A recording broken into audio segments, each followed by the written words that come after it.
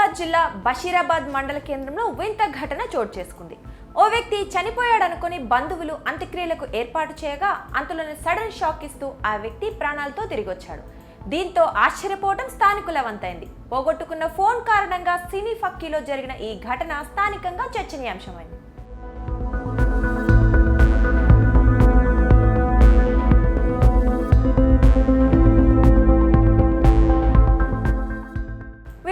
వెళ్తే బషీరాబాద్ కు చెందిన 45 ఏళ్ల ఎల్లప్ప పశువుల కాపరిగా జీవనం సాగించేవాడు. అయితే 2 రోజుల క్రితం ఇంట్లో ఎవరికీ చెప్పకుండా ఎటో వెళ్లిపోయాడు. ఇంతలో ఆదివారం ఉదయం వికారాబాద్ రైల్వే పోలీసుల నుంచి ఎల్లప్ప కుటుంబ సభ్యులకు ఓ ఫోన్ కాల్ వచ్చింది. వికారాబాద్ స్టేషన్ సమీపంలో రైలు ఢీకొని ఓ వ్యక్తి చనిపోయి ఉన్నాడని, అతని వద్ద ఉన్న ఫోన్ ఆధారంతో మీకు ఫోన్ చేస్తున్నట్లు తెలిపారు.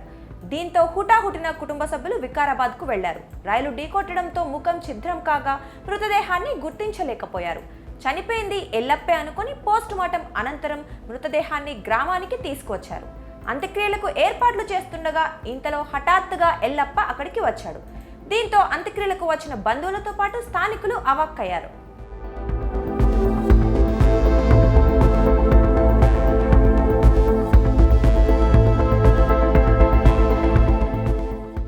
ఎల్లప్ప బతికే ఉండటంతో మరి చనిపోయిన వ్యక్తి ఎవరై ఉంటారని అందరూ చర్చించుకున్నారు. అసలు నువ్వు ఎక్కడికి వెళ్ళిపోయావంటూ బంధువులు ఎల్లప్పను ప్రశ్నించగా అసలు విషయం చెప్పాడు. తాను 2 రోజుల క్రితం తాండూరు చేరుకోగా అక్కడ ఓ వ్యక్తి తన వద్ద ఫోన్ కొట్టేసి పారిపోయాడని చెప్పాడు. అతడే ట్రైన్ కింద పడి చనిపోయి ఉండవచ్చునని తెలిపాడు.